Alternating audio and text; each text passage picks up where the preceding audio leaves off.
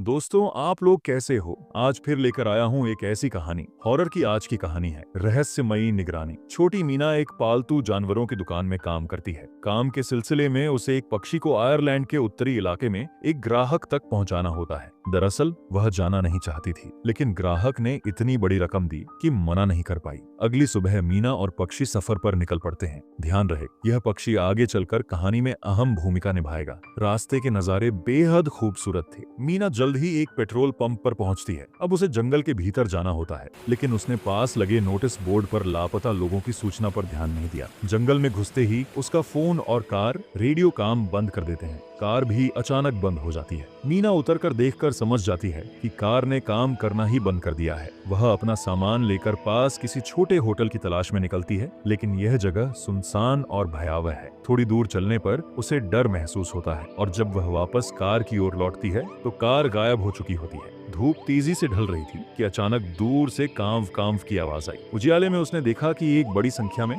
कौवे एक दिशा में उड़ कर रहे हैं, अंदर का एहसास बताते हुए कि यह कोई अच्छा संकेत नहीं है। वह आगे बढ़ना चाहती है, पर जमीन हिलने की आवाज ने उसे रुकवा दिया। कुछ पल बाद दूर से एक आंख छुआ सा आकार दिखा, जैसे किसी ने उसे बचाने के लिए बुलाया हो, पर वह मुड़कर भाग गई। कुछ ही देर में मीना खुद को एक अजीब से भवन के सामने पाती है, जहां तीन और अजनबी, एक अमीर व्यापारी, एक घुंघराले बालों वाली महिला और एक युवा पहले से ही मौजूद थे। सभी इस जंगल में खोए हुए। वे उसे अंदर खींच लाते हैं और एक बड़ी दर्पण के सामने खड़ा कर देते हैं। कहते हैं कि इस जंगल में रात को भूत प्रेत निकलते हैं और यह जगह ही एकमात्र सुरक्षित ठिकाना है। सुबह होते होते दर्पण दो तरफा हो जाता है। मीना, जो अंधविश्वास नहीं मानती, बिना झिझक बाहर निकलने की कोशिश करती है, पर बाहर घना अंधेरा और अटपटे पेड़ पौधे उसे मौन कर देते हैं। अमीर व्यापारी उसे जंगल में विभिन्न लैंडमार्क दिखाता है जो आधे दिन की दूरी पर है। यदि वह लैंडमार्क तक पहुंची और वापस सुरक्षित लौट आई तो रात ढले वह फिर सुरक्षित दर्पण वाले कमरे में वापस आ सकती है। रात में बाहर फंस गई तो भूत प्रेत जान ले लेते हैं। रात होते ही मीना नियम तोड़कर दर्पण के पास पहुंच जाती है, पर कुछ नहीं होता। मगर जैसे ही वह सोने चल देती है, कांच पर कोई थपथपाहट सुनाई देती है। अमीर व्यापारी उसे दर्पण की ओर मुड़कर देखने के लिए कहते हैं और सब कुछ शांत हो जाता है। सुबह होते ही मीना साहस जुटाकर अंधेरी सुरंग के मुहाने पर पहुंचती है। वहां कोई असामान्य नहीं बल्कि सामान्य सी वस्तुएं पड़ी होती हैं और एक साइकिल मिलती है जो भागने में मदद कर सकती थी। जैसे ही वे साइकिल उठाकर चलने की तैयारी करते हैं, पीछे से किसी अज्ञात हाथ का स्पर्श उन्हें झकझोर देता है, जिससे सभी सहम जाते हैं। अगले दिन वे उस सुरंग में कैमरा और मॉनिटर से जांच करते हैं। देखते हैं कि कोई व्यक्ति वहां नहीं ठहर सकता, लेकिन तभी बाहर से एक परिचित आवाज सुनाई देती है। घुंघराले बालों वाली महिला का एकमात्र प्रिय व्यक्ति, उसका पति, जो वाकई वहीं फंसा था। अगले पलों में पति दृश्य सामने आने पर मॉनिटर टूट जाता है और सभी को एहसास होता है कि इस जंगल के रहस्य बेहद घातक हैं। बाहर से अचानक जोर जोर से कांच पर थपथपाने की आवाज आने लगी।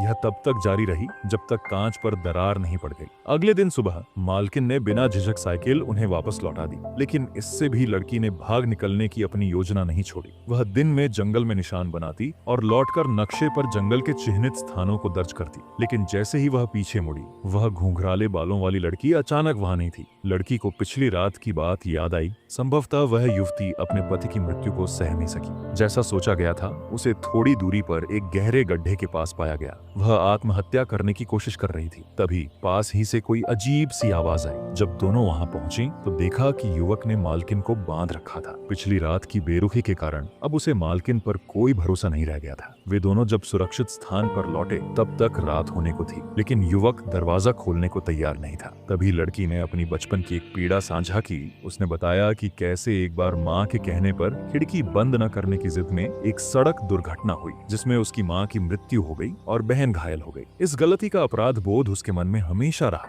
और अब वह चोरी की साइकिल के लिए क्षमा मांगती है। युवक ने अंततः दरवाजा खोल दिया। तीनों शीशे के सामने खड़े हो गए, जहां मालकिन ने बताया कि पिछली रात दरवाजा इसलिए नहीं खोला क्योंकि उसने अपने जैसे ही दिखने वाले पर डरावने, रंगहीन और हड्डियों जैसे पतले प्राणी को देखा था। वो कोई जीव नहीं बल्कि नकलची प्राणी था। तभी अचानक वे प्राणी सामूहिक रूप से दरवाजा तोड़ने लगे। सभी ने मिलकर मेज से रास्ता रोका और उसी दौरान उन्हें फर्श में एक छिपा तहखाना मिला। वे उसमें छिप गए, जहां नीचे कई सालों के लिए भोजन और सामग्री मौजूद थी। लड़की को एक कंप्यूटर मिला। हालांकि इंटरनेट नहीं था, लेकिन कई वीडियो और दस्तावेज थे। वीडियो में एक प्रोफेसर था, प्रोफेसर मार्टिन। वह इन नकलची जीवों पर वर्षों से शोध कर रहा था। उसने बताया कि ये प्राणी जो देखते हैं उसकी हूबहू नकल कर सकते हैं, लेकिन उनमें से एक अन्य सभी से भिन्न था। वह अकेले चलता था और सूरज की रोशनी से नहीं डरता था। आखिरी वीडियो में प्रोफेसर बताता है कि उसने जंगल से बाहर निकलने के लिए एक 134 नंबर के चिन्ह के पास एक नाव छोड़ी है, जहां पक्षियों की दिशा में जाकर बचा जा सकता है। अगले दिन सभी लड़की के बनाए निशानों का अनुसरण करते हुए 134वें चिन्ह तक पहुंच गए। पक्षी उन्हें दिशा दिखा रहे थे। वहां एक विशेष स्थान मिला जिसे मालकिन ने बताया कि यही वह स्थान है जहां इन प्राणियों को फोंग इन किया गया था, ताकि वे कभी जंगल से बाहर न जा सकें। फिर अचानक बारिश शुरू हो गई। काले पक्षी फिर उड़ान भरने लगे, जो इस बात का संकेत था कि प्राणी फिर सक्रिय हो चुके हैं। भागते भागते वे नदी किनारे पहुंचे, जहां प्रोफेसर की छोड़ी हुई नाव उन्हें मिल गई। लेकिन तभी युवक एक व्यक्ति को घसीटते हुए लाया, जो घुंघराले बालों वाली लड़की का पति प्रतीत होता था, पर असल में वह वही नकलची प्राणी था। युवक ने उसे पहचान लिया, लेकिन तब तक वह अपनी जान गंवा चुका था। प्राणी ने अब युवक का रूप ले लिया, मगर वह जंगल से बाहर नहीं जा सकता था। तीनों बचे लोग नाव से भाग निकले। रात भर पानी में बहने के बाद सुबह उन्हें एक बस दिखाई दी। वे अब उस डरावने जंगल से बाहर थे, लेकिन कहानी यहीं खत्म नहीं होती। अगले दिन लड़की प्रोफेसर की यूनिवर्सिटी गई और खुद को उसका दूर के रिश्तेदार बताकर उसके ऑफिस में घुस गई। वहां एक संदूक मिला जिसमें कागजात और तस्वीरें थीं। इनसे उसे पता चला कि इन प्राणियों को असल में परियां कहा जाता था। कभी वे इंसानों की मित्र और साथी थीं, यहाँ तक कि कुछ परियां और इंसानों से संतान भी उत्पन्न हुई। पर जब इंसानों को उनकी शक्ति का भय हुआ तो उन्होंने परियों को पत्थरों के नीचे कैद कर दिया और वे हमेशा के लिए जंगल में ही रह गईं। लड़की ने जो तस्वीरें देखी, उनसे उसे एहसास हुआ कि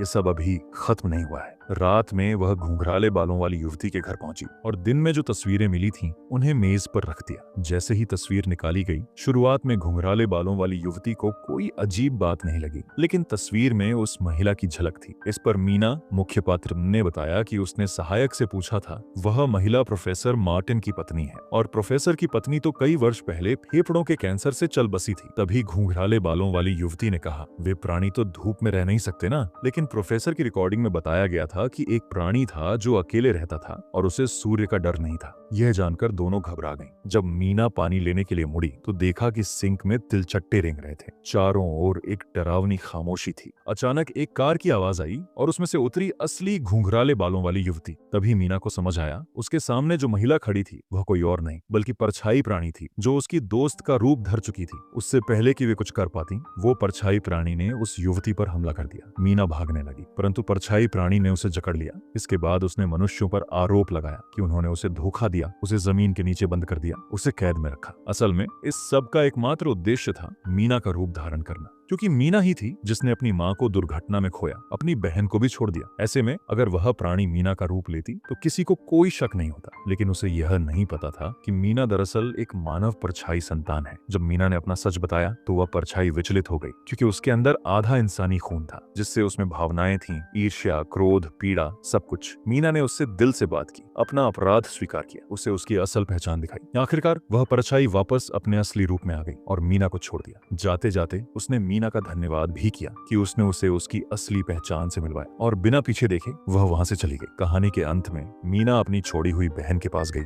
उसे सब कुछ बताया और माफी मांगी। बहन ने भी उसे माफ कर दिया। दोनों ने नई जिंदगी की शुरुआत की, पर वह परछाई अब भी कहीं आसपास मौजूद